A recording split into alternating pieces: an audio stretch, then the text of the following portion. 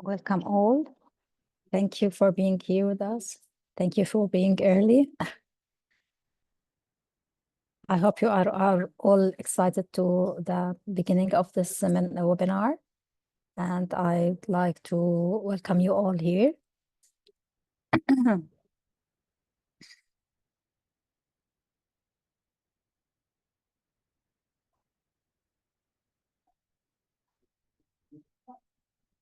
Please feel free to write down where are you joining us from and your background if you are interested. Let's get to know each other. As long as we are still a small group, we can catch up on getting some to know about each other. Hi, Hind. Hello, everyone.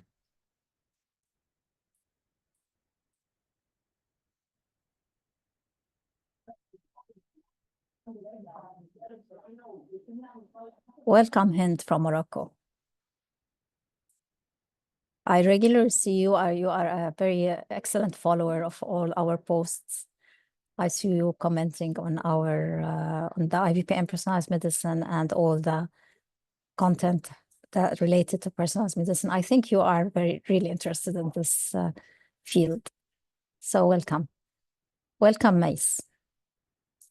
Welcome, Hussein, pharmacist from Lebanon. You are more than welcome, specializing in clinical pharmacy.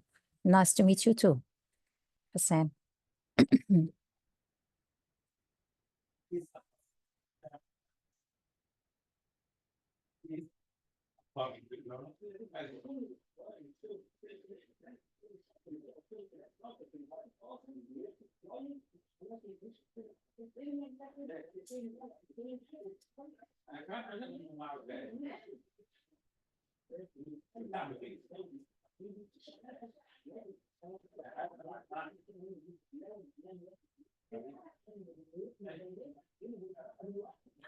Hi, Noham Mohsen, Dr. Noham Mohsen from Egypt. You're more than welcome.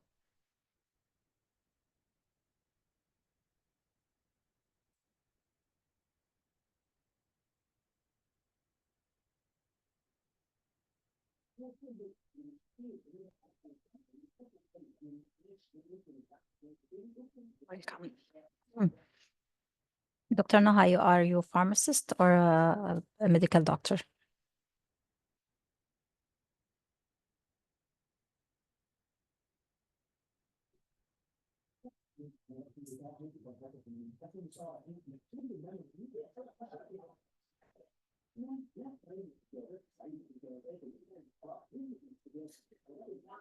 Lecturer of Pharmacology and Toxicology, Faculty of Pharmacy, Mr. University for Science and Technology. Welcome, Doctor.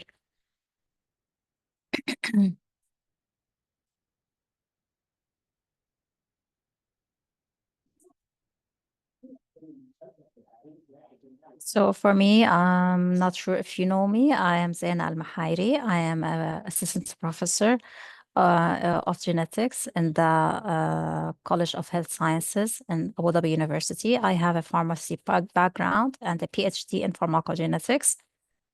And I'm talking to you now from UAE, but I'm originally from Syria.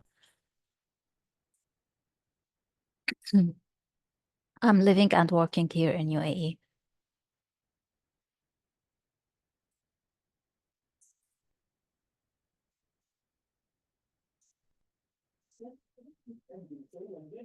And I'm leading the IVPN Personalized Medicine listserv.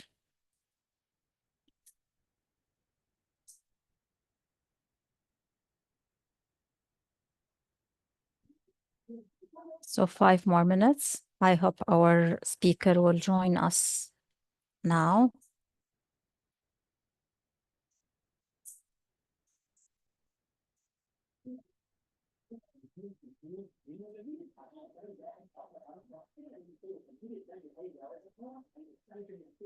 Welcome, everyone. Thank you for those who have introduced themselves, and everyone who is joining now, who has just joined, please feel free to introduce yourself. Where are you from? What's your background? And I guess most of our attendees will have some background related to pharmacy, pharmacology, or to biomedical sciences at least. So you are all welcome. We are still waiting. We have 4 minutes for this webinar to start on.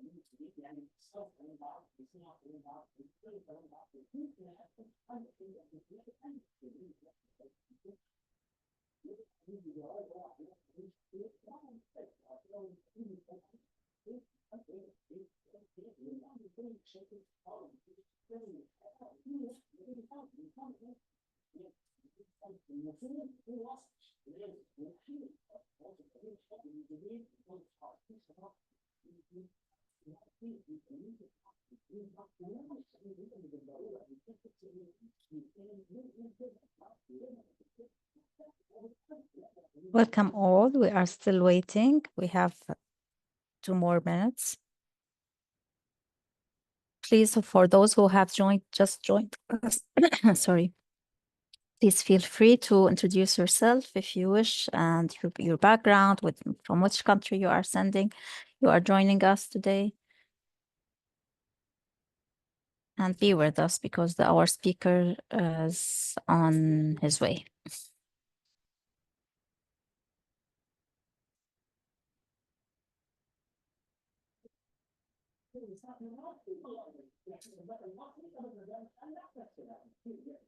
Welcome, Professor Nancy. Professor Nancy is a professor in the School of Pharmacy, University of Jordan. And she is in the advisory board of our group of IVPN Personalized Medicine. Hussein Salami is asking how long will be the webinar. This will be for 1 hour webinar, inshallah. Hi, Mais. You are a PharmD student at the University of Jordan. You are more than welcome, Mais. So our speaker is on his way. So I think we will be starting very soon.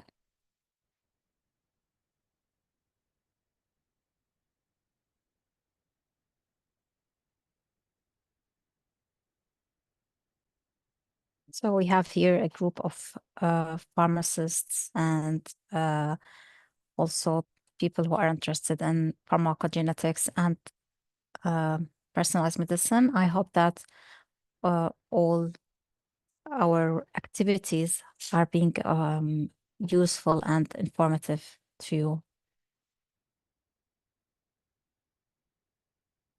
Welcome, new joiners. here's Professor Miko Naimi. Welcome, Professor. Thank you very much. Thank you. Thank you. So now it's 7 here in UAE and 6 in the at your site, right? So now we are starting our webinar. Welcome everyone. Welcome to all the attendees, and thank you for our dear speaker for joining us now today. Thank you for sparing your an hour from your time for this activity. I hope it will be exciting, and we are really excited to have you here with us today. And this is Zaina Al-Mahairi. I'm leading the IVPN Personalized Medicine Listserv, which is an initiative that's aiming to disseminate knowledge about personalized medicine, especially about pharmacogenomics and other branches of personalized medicine. So to start with, I would like to introduce you to our audience. And indeed, it's a great honor to have you with us today.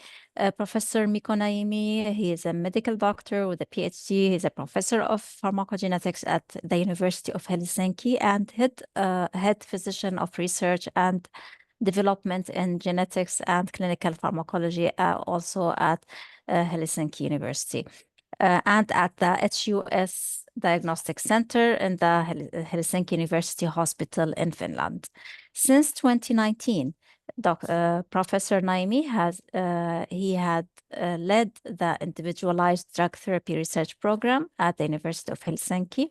Also, he obtained his medical degree in 2000, his PhD degree in clinical pharmacology in 2002, and the medical specialist degree in clinical pharmacology and pharmacotherapy in 2010 from the University of Helsinki.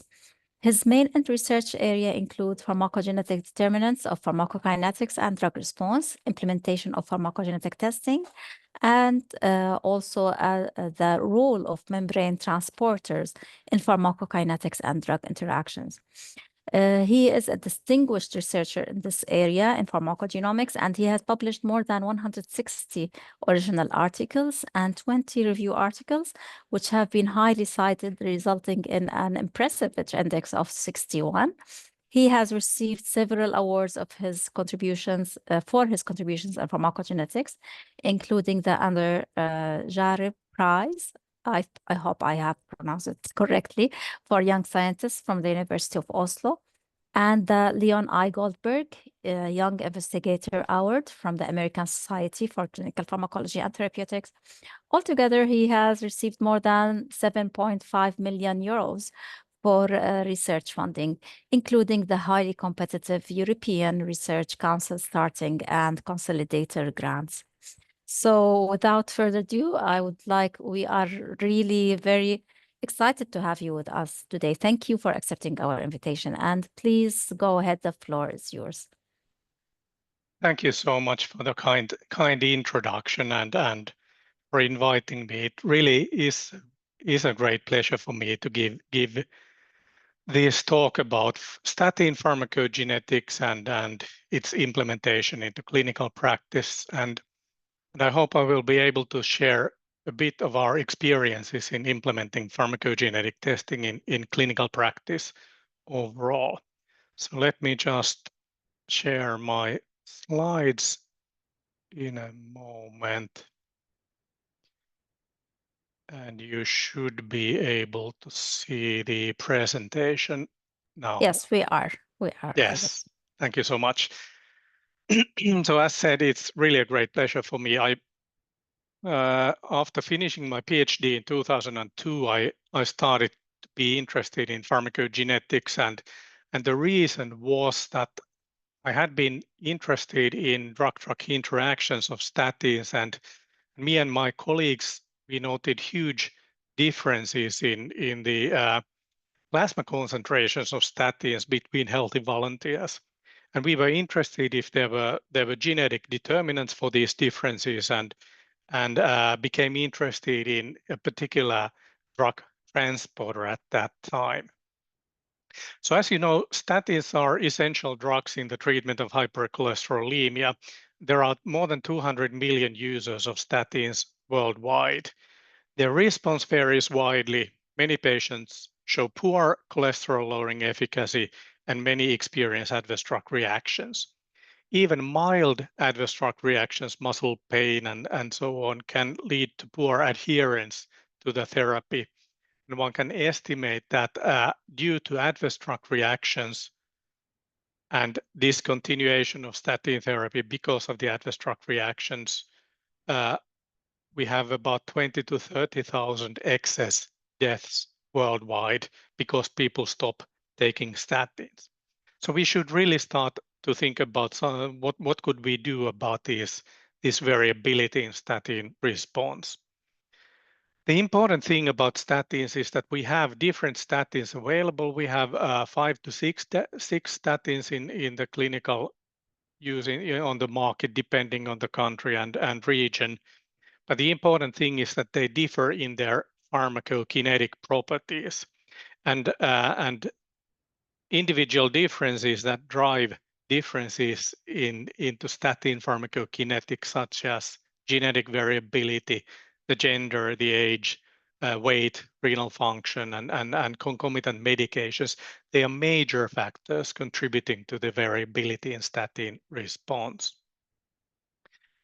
About the adverse drug reactions, so most importantly, statins cause muscle toxicity, which can range from a relatively common muscle pain, myalgia, to a rare but potentially life-threatening forms of the muscle toxicity like rhabdomyolysis, or an even more rare form of the toxicity called autoimmune-mediated necrotizing myositis. All of these forms of statin-related myotoxicity, from the mild to rhabdomyolysis, probably not to the autoimmune-mediated necrotizing myositis, all of these others seem to be concentration and dose-dependent adverse reactions. We know that higher doses of statins predispose to these reactions, and also drug-drug interactions, which are known to increase the exposure to statins. So it really is important to understand the pharmacokinetics and factors affecting the pharmacokinetics of statins, since the concentrations, the kinetics, drive the adverse reactions. So I was interested in a particular drug transporter already 25 years ago, which we call today organic anion transporting polypeptide 1B1. It is an influx transporter expressed on the basolateral membrane of human hepatocytes. And one of the first drug substrates identified already 25 years ago for OATP1B1 are actually statins. So we knew a quarter of a century ago that statins are taken up into the liver by this uptake transporter. So what we did about 20 years ago, we started to look for genetic variants in this transporter and whether they could drive these intra-individual differences in statin exposure, and therefore predisposed to the statin-induced muscle toxicity. So we and others actually discovered a relatively common single nucleotide variation in the gene encoding for OATP1B1. We call the gene SLCO1B1. And this poor function variant, or this variant, results in practically complete loss of function of OATP1B1. And especially individuals who are homozygous for this variant, they show markedly increased exposure to statins, especially simvastatin. For simvastatin, we see about 3 to 4-fold increased exposure in individuals with a poor OATP1B1 function due to being homozygous for this genetic variant. A couple of years later, after our discovery on the effect of this variant on the pharmacokinetics of statins, a British group investigated in a genome-wide association study the genetics of simvastatin-induced muscle toxicity, and there was only one gene that showed genome-wide significant association with the muscle toxicity to simvastatin, and it was exactly this SLCO1B1 gene and exactly this genetic variant that we had shown to be associated with increased exposure to simvastatin. And as you can see, the incidence of myotoxicity increases markedly in homozygotes for this variant, especially in this study where the patients were using a very high dose of simvastatin, 80 milligrams per day, which is actually rarely used nowadays.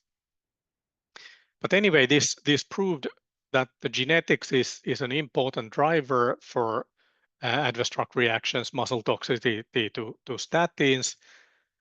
What about efficacy of statins?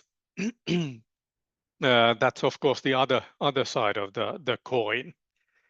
And the OATP1B1 transporter, it's an influx transporter for statins into the hepatocytes, and the site of or the pharmacological target of statins is within the hepatocytes. So you could actually predict based on this information that the poor function genotype, while increasing the risk of toxicity, it should actually decrease the efficacy of statins, especially simvastatin, because the hepatic uptake is impaired.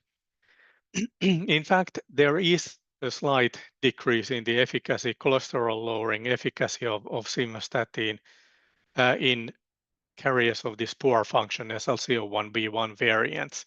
The difference or the effect on the efficacy is not really clinically relevant, whereas the impact on myotoxicity clearly is clinically relevant.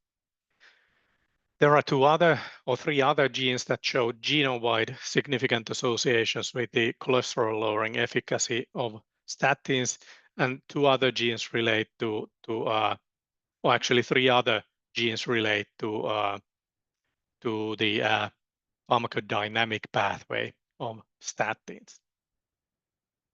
These are the results when we look at all the statins combined.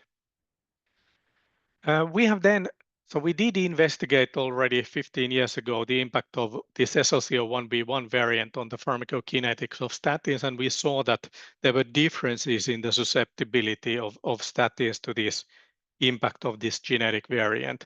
Simvastatin was the most susceptible, and fluvastatin, pravastatin were the least susceptible to this effect of this genetic variant.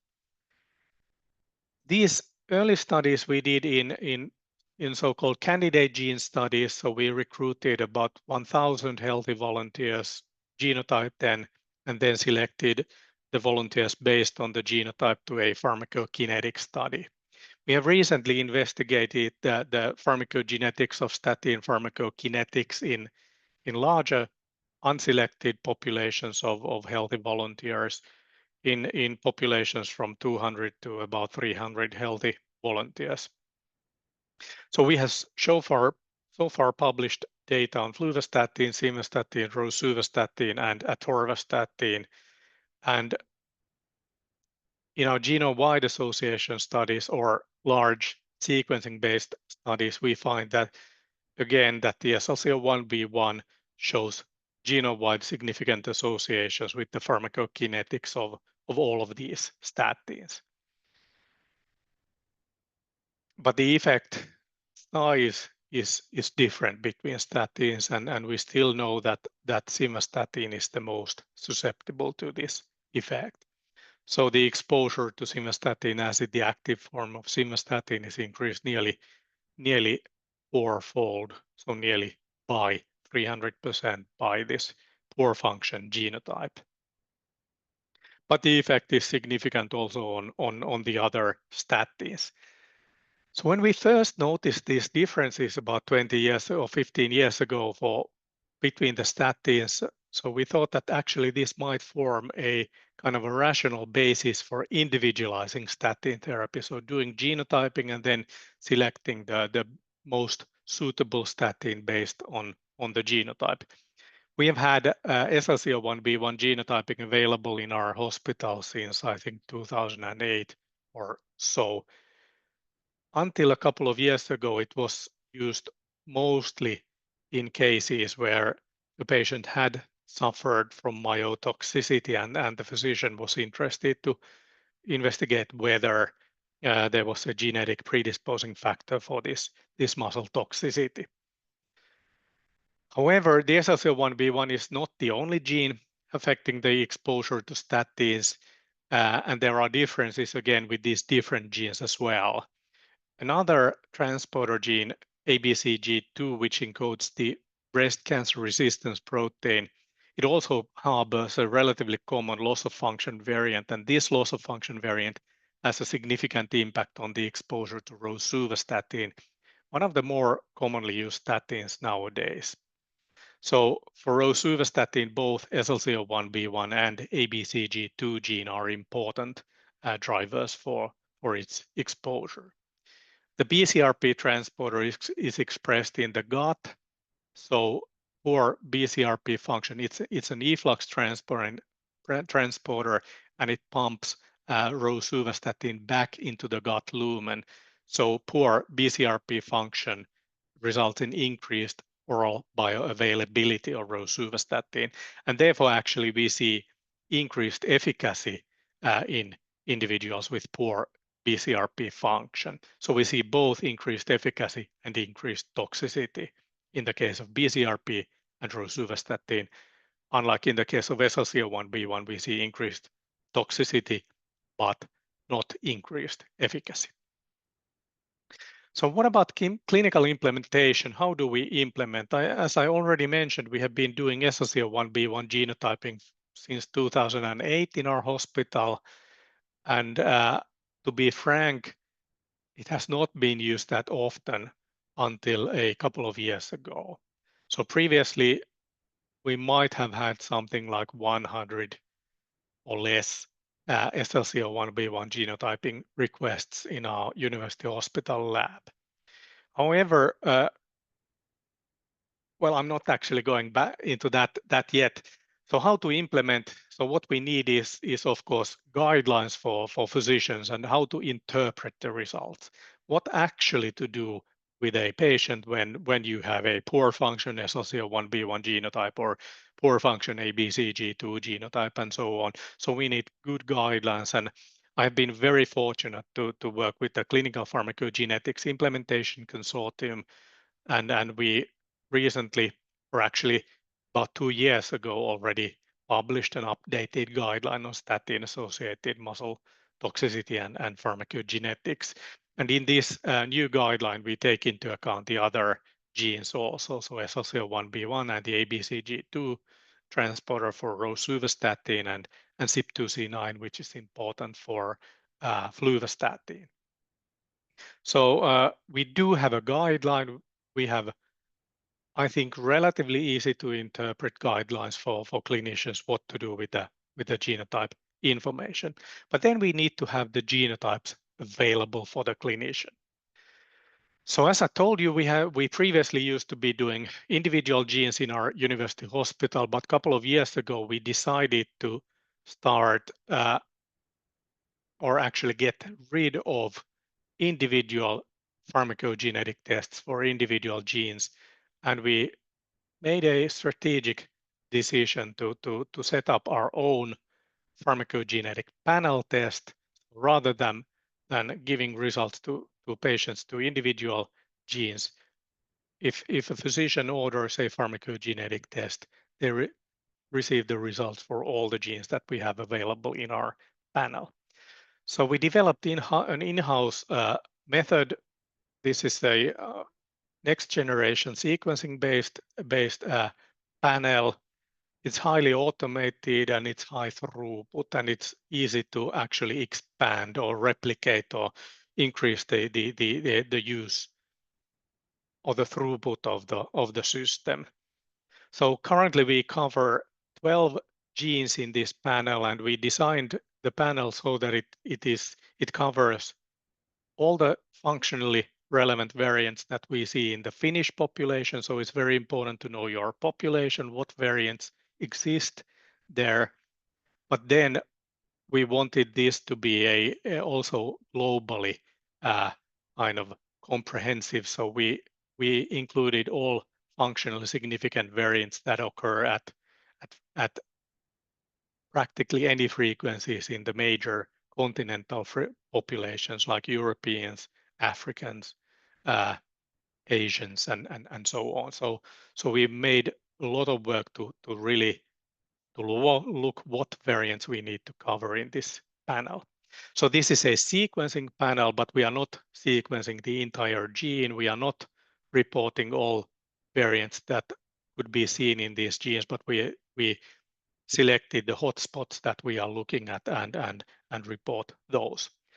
The reporting system is also highly automated, so there is very little human intervention in the reporting. Also, this makes it possible to do this with high throughput and with relatively low cost as well.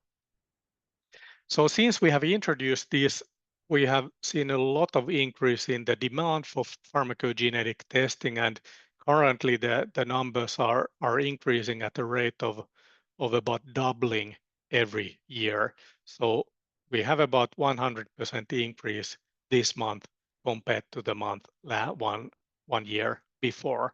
So it's increasing quite rapidly. We are working for a population of about 2.3 million individuals in the southern part of Finland, but we also provide genotyping to all of Finland, actually the public health care in Finland. There are a couple of other labs doing some individual genes, but we are the number one provider of the panel test for our country. The population in Finland is about 5.5 million, and we are doing panel tests in the thousands, not yet in tens of thousands, but in the thousands per year.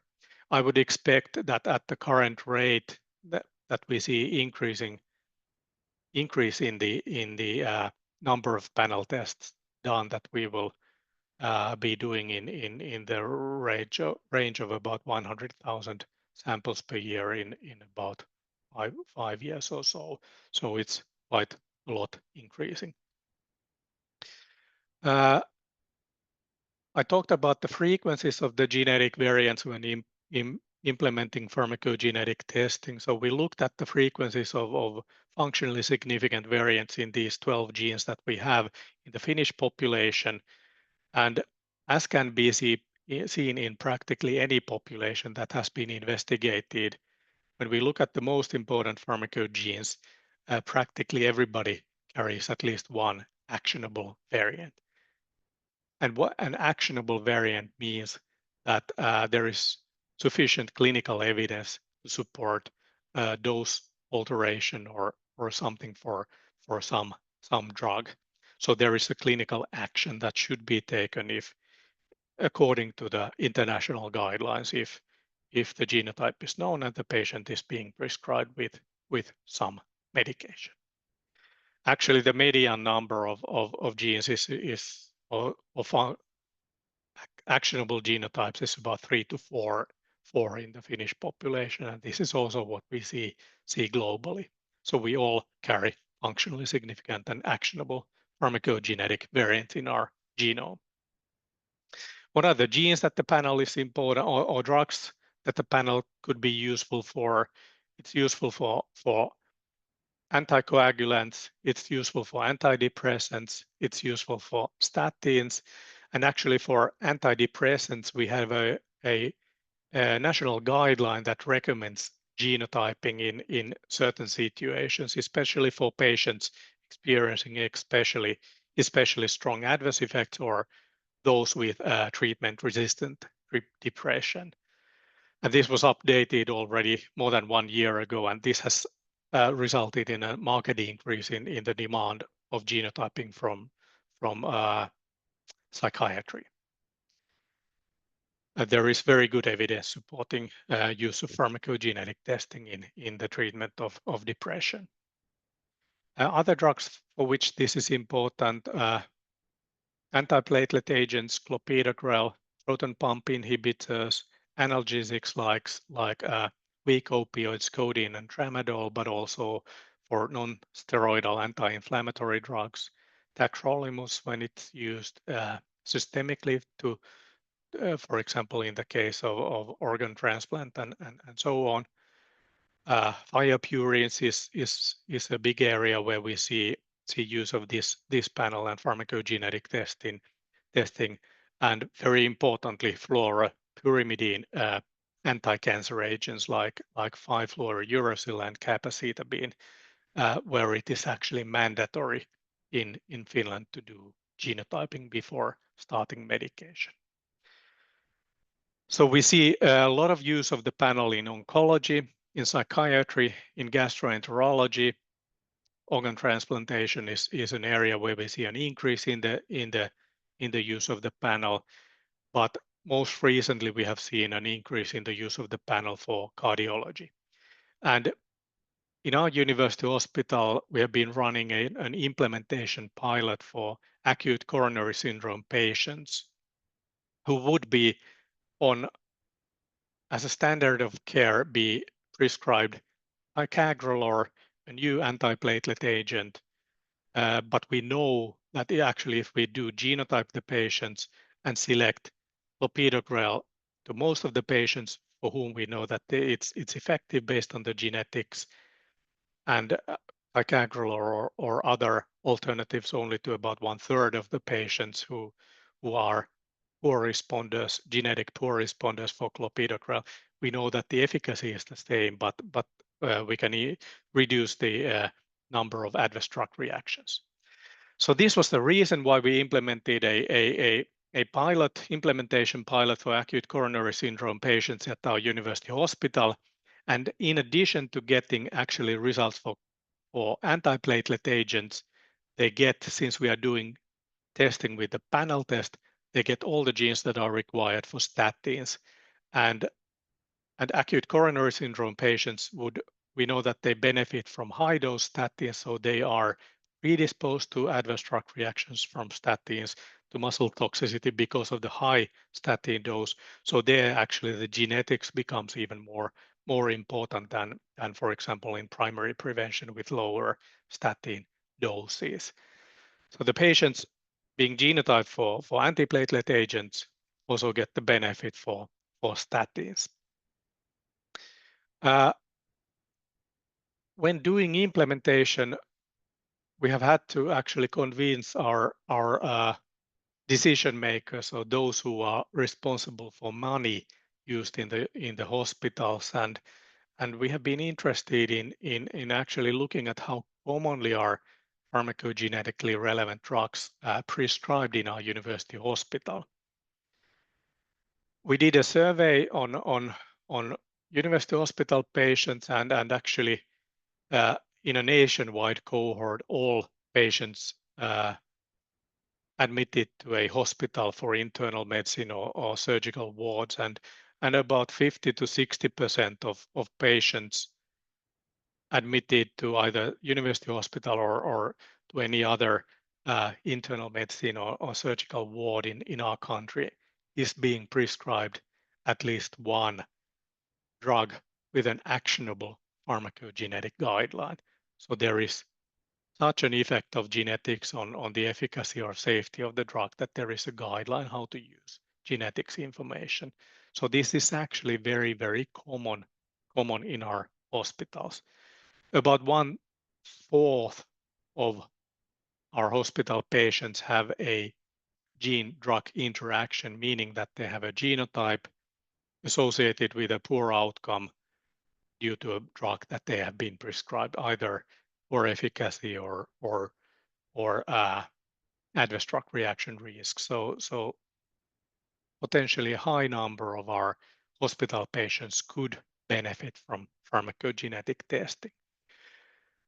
We are not yet testing all our university hospital patients. Our university hospital in Helsinki, we see about 700,000 patients a year, and we are testing a few thousand of them currently. So we are not yet there that we would be testing everybody. That would be too costly for our healthcare system at the moment. But it may be that pharmacogenetic testing actually is cost saving, especially at least when we can target it to the right patient populations. And we are working currently to try to identify the patient populations that would benefit best from preemptive pharmacogenetic testing. And And hopefully we will see in the future that we will be testing preemptively a lot more patients that we do currently. Coming back to statins, it's very important to remember that it's not only the genes that are important. There are other patient characteristics that are important for the efficacy and especially the adverse reaction risk to statins. We recently found in a hospital in southern Finland, or actually a clinician identified or noticed that they had seen 3 patients with a severe muscle toxicity due to statins rhabdomyolysis within a year, and all of them had been prescribed rosuvastatin together with ticagrelor, so one of the antiplatelet drugs. So this was very interesting. We had an idea that there could be a drug-drug interaction between ticagrelor and rosuvastatin. We searched the FDA adverse event reporting system and found additional cases of rhabdomyolysis, some even being fatal during concomitant use of ticagrelor and rosuvastatin. So we investigated, we suspected that ticagrelor might inhibit the BCRP transporter of rosuvastatin in the gut and thereby increase its exposure. And we found that ticagrelor is a very potent inhibitor of intestinal BCRP. And in a study in healthy volunteers, we were able to show that it actually does increase the exposure to rosuvastatin about 2 to 3-fold, which is enough to predispose to adverse reactions, especially with high doses of rosuvastatin. So currently it's not recommended or recommendable to use rosuvastatin with higher than 10 milligrams doses if a patient is using ticagrelor, which is a problem because, of course, ticagrelor is mostly used in patients with a high cardiovascular risk, patients, secondary prevention patients, and rosuvastatin is one of the preferred statins for secondary prevention. But one should be really, really very careful with this combination. So it's not only the genes, it's also the drug-drug interactions that we have to worry about in clinical practice. And there are so many different combinations of interacting medications, maybe renal kidney dysfunction and genetic variants, that it's very difficult to actually study all of these individual combinations that our individual patients might have. So what we have been doing recently is to build a systems pharmacology model. So we are trying to build a model. It's based on a physiologically based pharmacokinetic modeling for all the statins, to incorporate the transport of statins in the gut, in the liver, the metabolism of the statins, all the information of what we have about the cholesterol lowering efficacy or inhibition of cholesterol synthesis by the statins, what we know about the toxicity of statins. So we have done in vitro studies to investigate the concentration dependency of statin-induced muscle toxicity.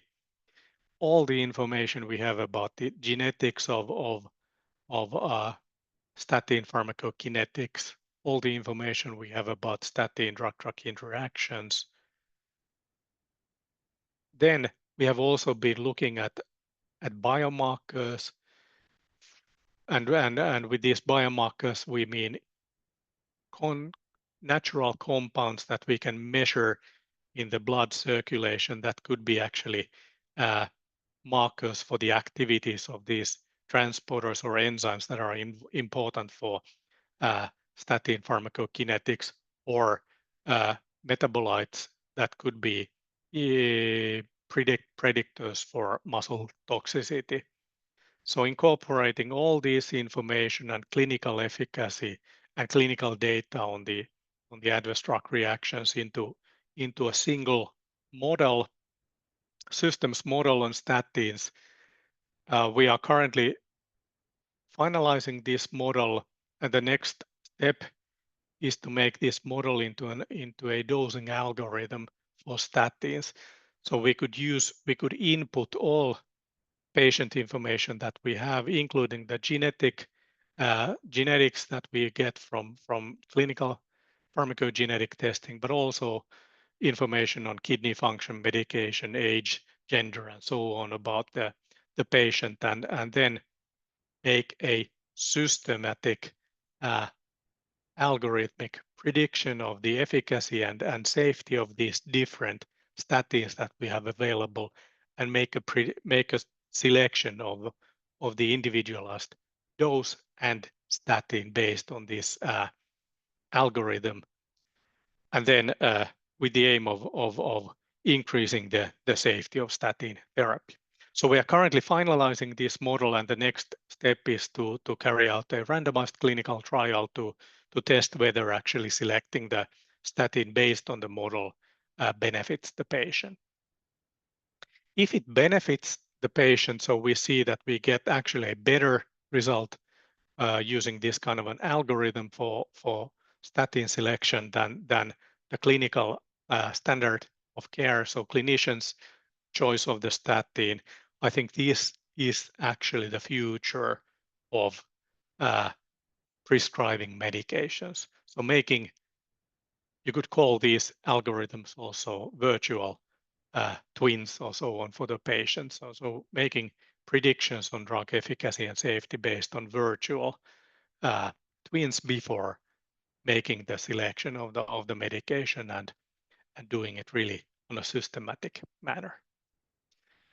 So to conclude, sorry, actually yes, now I'm seeing it again. So to conclude, poor and decreased SLCO1b1 function increased statin exposure and predisposed to muscular symptoms.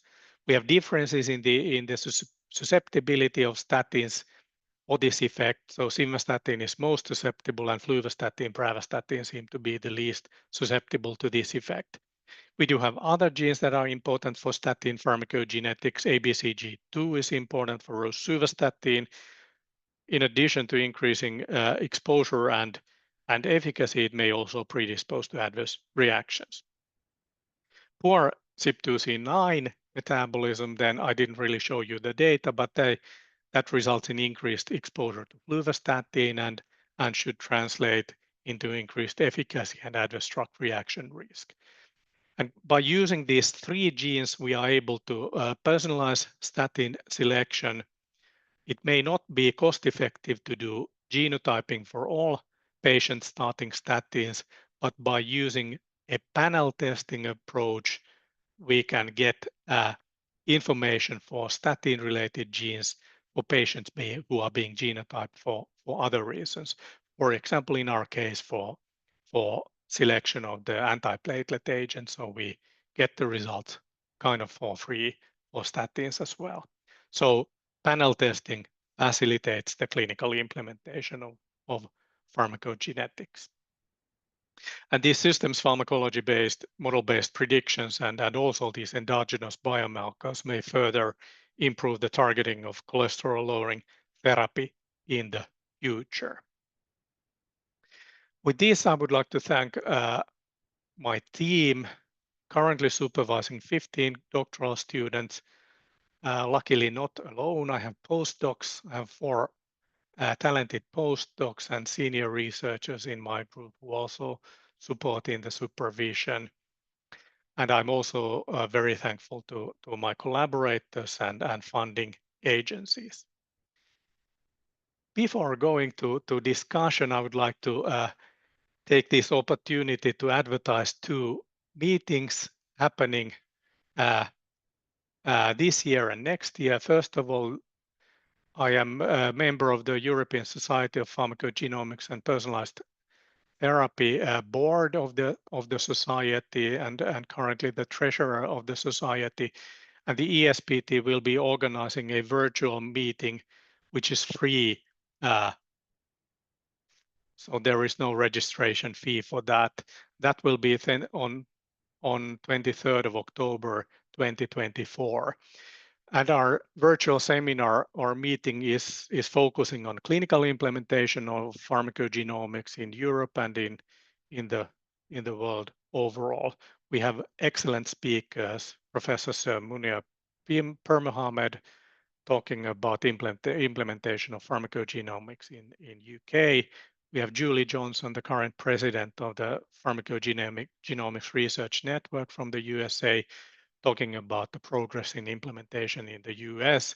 And we have our board member, Adrian Llerena from Spain, talking about very exciting progress in implementation of pharmacogenetic testing in Spain. Next year, in 2025, we will have our ESPT International Congress, the 8th Congress, and that will be in Rotterdam in November. So it would be very nice to see many of you attending our conference next year and the virtual meeting also. And actually, if I may, I would like to advertise one more conference that will be held in Helsinki, so my hometown, next year in 2025. So the European Association for Clinical Pharmacology and Therapeutics Congress will be held in Helsinki at the end of June, early July 2025. And it's a very beautiful city, as you can see, the sea view from outside of Helsinki. So hopefully I will see many of you also in Helsinki next year. With this, I would like to thank you for your attention, and I'm very happy to answer any questions and discuss what you have in mind. Professor. Thank you, Professor Mikko, for this great and very informative lecture. It was very clear and very well organized. That it raised many questions, because I think it was really very exciting for all the attendees. So I'll go directly to the attendees' questions, and then I leave my own questions to the end. Maybe you will be answering them on the way. So I will start with the question raised by Dr. Maher Al-Ghidan. He is asking, what platform are you using for this comprehensive panel that you have described? And are you satisfied with its performance? Yeah, thank you. So we are using the Thermo Fisher ion sequencer. So it's an ion sequencer based. So it's ion IMS5 platform, I think we are using currently. All the NGS systems have their ups and downs, let's say. So there are benefits in this system. For this purpose, it actually works very well. So we are using, we have the PCR-based, amplicon-based kind of targeting for the targets, and it seems to be working quite well for the pharmacogenes. We even are able to do some very difficult things that can be seen with some of the pharmacogenes. For example, CYP2D6 gene, which is known to have deletions and duplications, and you can have an active duplication, or inactive duplication, and we can even detect actually allele-specific duplication. So we can see with the NGS method whether there is a active duplication or inactive copy of the gene that is duplicated. So it works very well, and we are quite happy with the system. And we have been able to, money is a question also in our healthcare system. So we have been able to tweak the system also, so that we have been able to push the price actually quite low. So and what about time-wise? How long does it take for the panel for the results to be released? It depends on our workflow also. So our workflow is such that we usually get the results in 1 week. So we do the genotyping twice a week. When the numbers of requests increase, we will then increase the rate, and then the turnaround time becomes also shorter. But it's not very fast system, so you can't get the results straight away. So it takes at least several days minimum to get the results. But it's useful for our clinical situations now. So it's actually not very often that you would need the result right away. So we have also received a question about the reports. Which company makes the reports? Let me maybe rephrase this. What type of reports are you having, like for your institution's reports, or are you using a third party? We have developed everything in house. You have so developed we are, everything. yes. So is it depending on the DPWG, the Dutch Pharmacogenomic Working Group, or on the CIPIC guidelines? That's a very good comment. So what we are doing is that for the panel test, we actually do report only the genotype and the predicted phenotype. So we say that you have a poor OATP1B1 function, but the actual interpretation, what does it mean for an individual medication, is not included in the lab report. The reason is that, as you know, of course, the genetic information is permanent.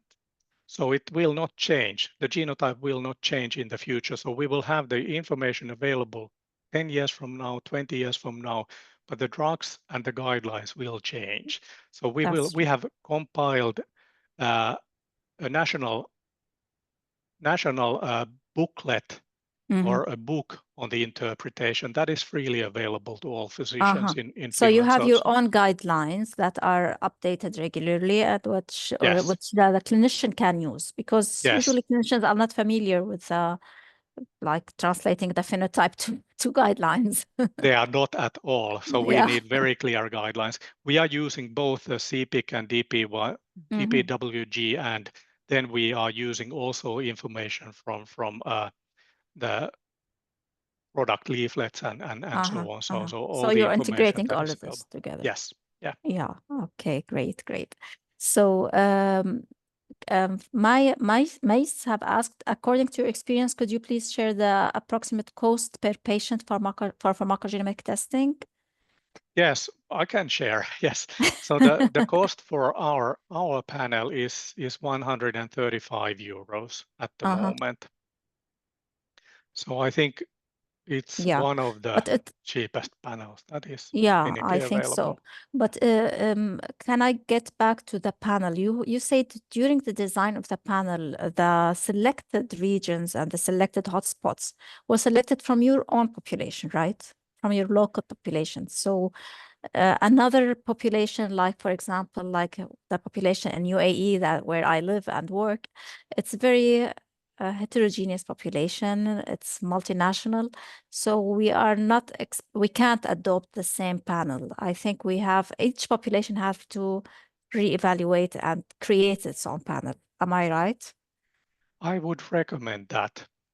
So of course, Finland, we have a kind of a majority kind of ethnic Finnish population, but we have a lot of immigrants. So actually our population in Helsinki is quite mixed. So we have to make sure that we are covering also the genetic variants for our minorities. So this is what we have done. So we have looked at, so we started with the Finnish population, and there we cover everything, all the rare variants that we know that exist and are functionally significant. And then we used publicly available databases to cover the major continental populations. What we are currently doing is that we have a very nice biobank in Finland that currently has about 10% of the population whole genome genotyped, and we are trying to identify genetic outliers from this biobank, and we are going to sequence fully the pharmacogenes in these outlier populations, and we really want to know what kind of variants exist in our minorities in our country. So I would strongly recommend looking at your own area of patients population. So we discover quite a lot of interesting stuff when we sequence. We have, even with our panel, we see from time to time, for example, whole gene deletions that have never been described before. And we are now, I can tell you that we have found, for example, CYP2B L6 deletion that has not been described, and we are currently testing for that as well in our panel since we discovered it. So it's very important to know your population. Yeah, I agree, and add my voice to yours. It's very important to especially explore the minorities and the understudied populations. So Mustafa is asking, do you have any comment on using coenzyme Q10 to improve statin side effects or to alleviate statin side effects? Yeah, I have not really followed the literature recently, but already quite a long time ago, it was noticed that we see a reduction in coenzyme Q levels in blood in patients taking statins, and coenzyme Q10 is actually synthesized from the same pathway as it makes sense that inhibiting HMG coenzyme A reductase would result in reduced coenzyme Q levels. However, there was a study was carried out by a colleague of mine here in Helsinki or in Finland, and that looked at coenzyme Q levels actually in muscle tissue. And there is no change in coenzyme Q levels in statin users. So it would suggest that that is not actually related to statin-induced muscle toxicity, the reduction in blood levels of coenzyme Q10. Probably the reduction in blood levels is also not because of reduced synthesis of coenzyme Q10, but it's because it's carried in the LDL particles. So when the LDL particles are cleared into the liver, the coenzyme Q levels decrease. So, and to my understanding, there is no good evidence actually supporting that coenzyme Q10 supplementation would alleviate the muscle symptoms. What is actually important is that perhaps not to Arab regions, but for northern countries, is that low vitamin D levels seem to increase the risk of muscle toxicity. So that is an important factor. Yeah, actually, it is very prevalent among even the most sunny countries, the low vitamin D levels, because we are not able to get enough dose because it's too sunny to get. Oh yes, no, I To understand. get it from sun. So it's very prevalent, the low vitamin D levels in our region. Yeah. Even if it is sunny. So it's not a thing that's not common in Arabs.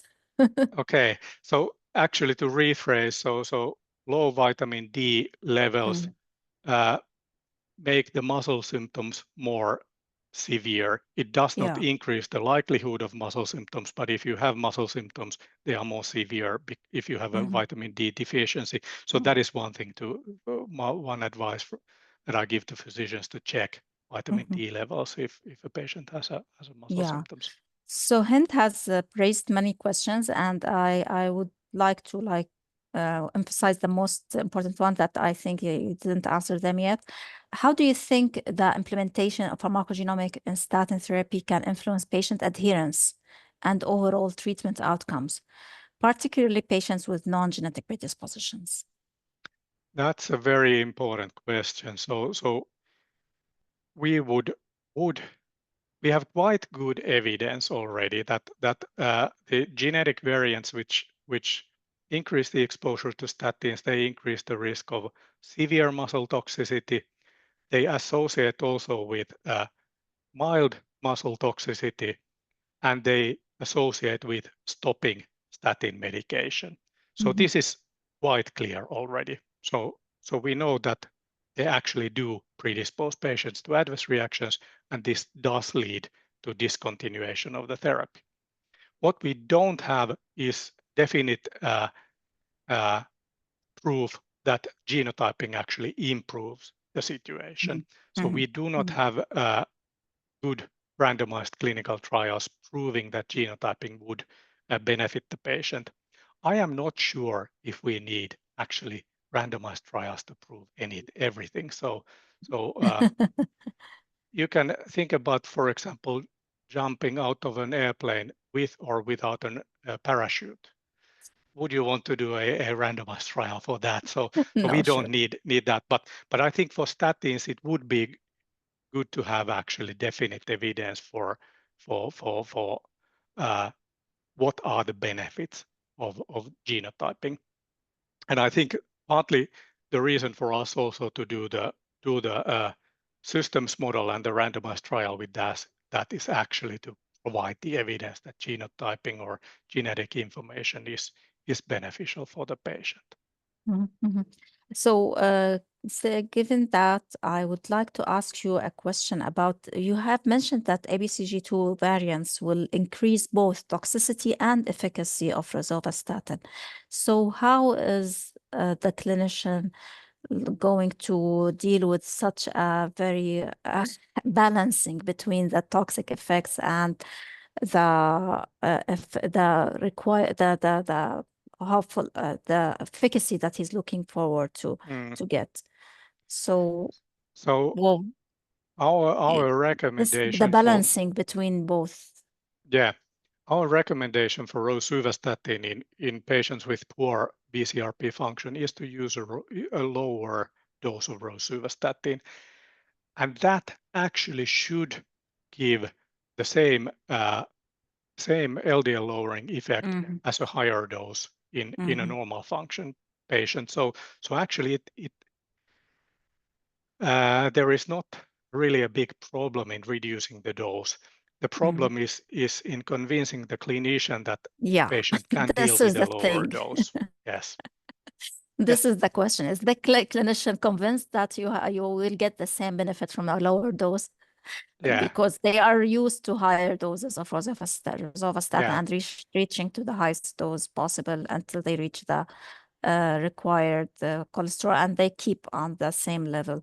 So this is the question, and it's very relevant to our population because we have like a huge expats from Philippines, which have a very high percentage of ABCG2 variants, poor function variants.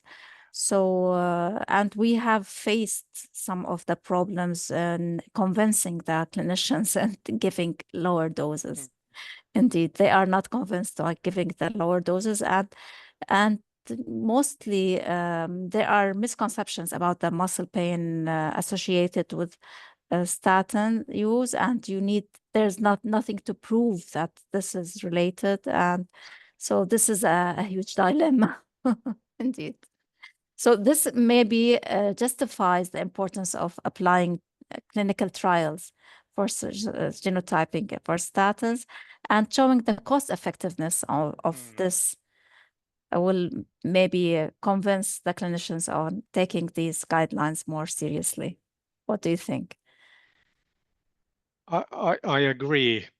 Actually, our strategy for implementing pharmacogenetics for cardiology has been to actually come together with a cardiologist and do this pilot implementation trial.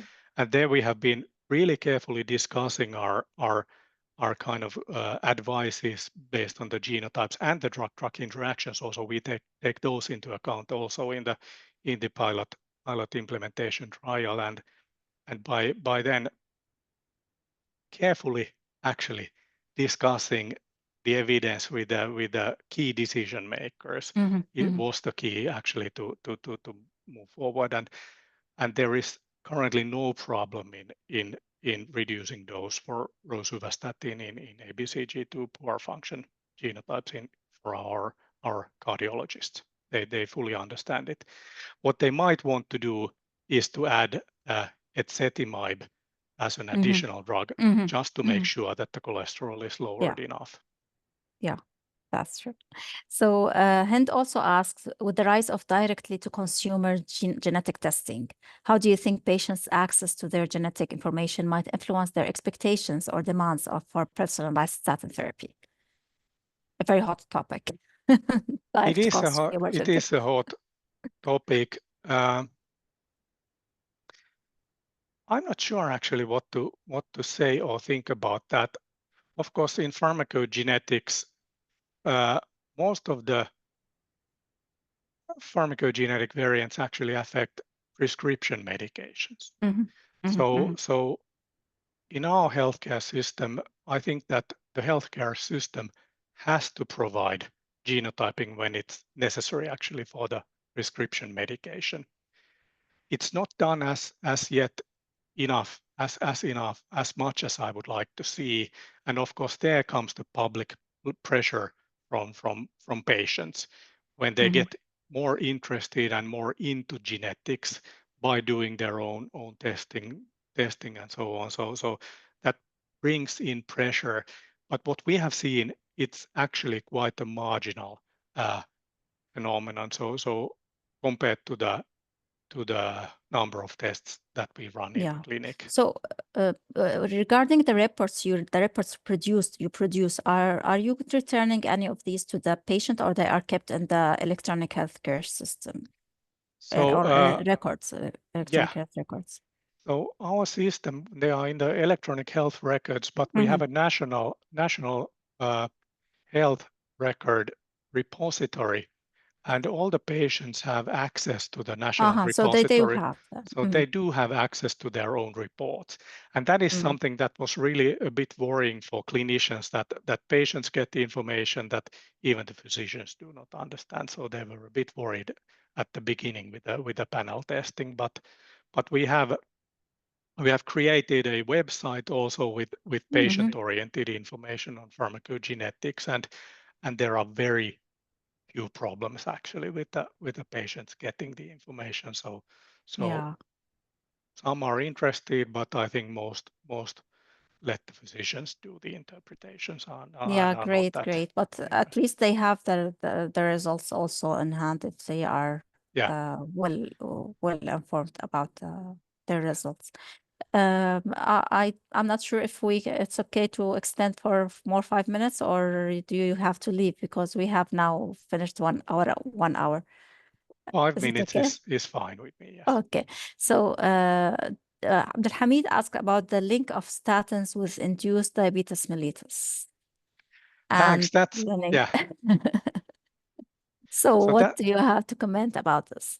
That's very interesting. So I think there is also very good evidence from randomized trials that statins do increase the risk of type 2 diabetes. I think the risk increase is about 10% or so. So there is a clear link, and there is a dose dependency. So the risk increase is higher with higher doses of statins.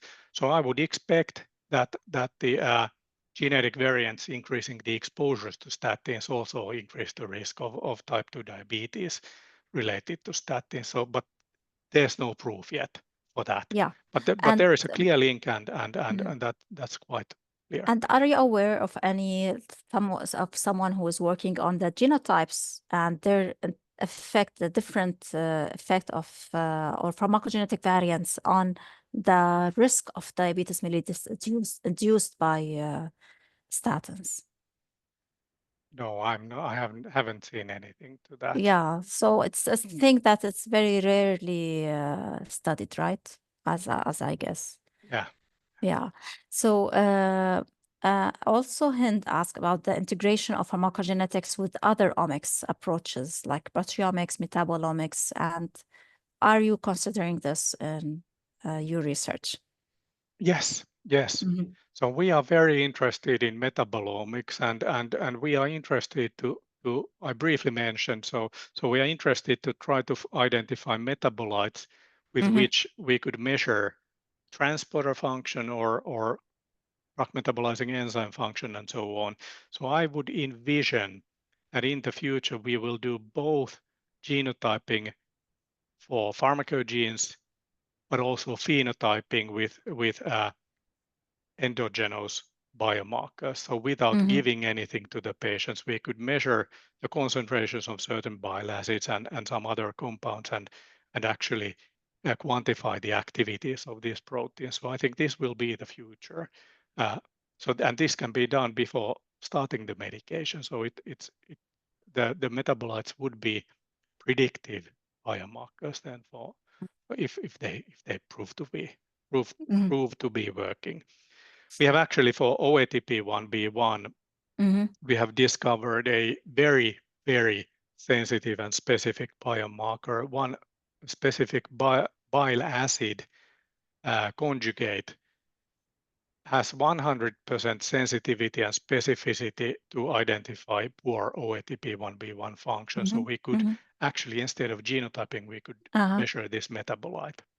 And the good thing about the metabolites is, of course, there are other factors than genetics affecting the activities of these transporters. So you can actually measure the activity. Yeah. Yes. Yeah.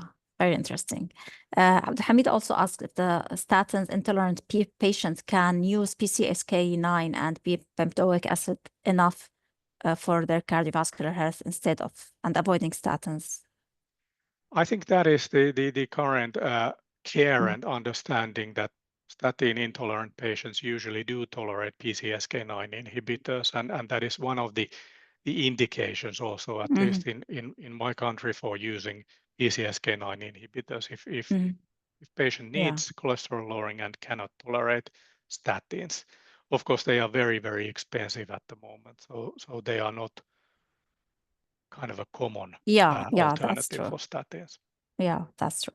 So Mais, my colleague from UAE, is trying to implement statin pharmacogenetics, and she mentioned that they are having challenges as physicians sometimes are unable to apply our suggested recommendation based on genotyping, as they are considering other factors. So we are willing to use the algorithm you talked about. Is it ready to be used, and when do you think it will be ready? And do you think that the guidelines will be updated, including other factors that you are including in your algorithm? Like, for example, for warfarin, it's already the guidelines include the algorithms. So do you think we will be there soon for statins? Unfortunately, not soon. Not soon. That will still take time. So I really want to see the randomized trial evidence for the algorithm before implementing it on a large scale. So it's not yet ready to use. Yeah. But we can develop simpler algorithms, and of course, as every one of us understands, genetics is just one of the factors, and the final decision has to be with the physician. So he or she can take all the other factors into account. For the implementation pilot in cardio in acute coronary syndrome, we made actually simple algorithms taking also drug-drug interactions into account. So you can build specific algorithms taking some medications into account, and they will not be too difficult. But yeah, there you will need experts who understand the pharmacogenetics to be able to convey the information to the clinician. Great. So I hope we answered most of the questions. We couldn't answer all the questions because we don't want to take more of your time. Thanks. We are very grateful to your great responses and for answering all these questions and for the presentation and for the time you dedicated for us today. Thanks a lot. And I would like to thank the attendees for their attention and for joining us today. So by this, I would like to wish you a very good evening or afternoon or night or whatever, wherever you are coming from. And thanks again. And hope we will meet in October virtually and the ESPT. We will be happy to attend this. So thank you all and have a great night. Thank you so much. It was my pleasure. Thank you. Thank you. Goodbye. Goodbye all. Thank you all.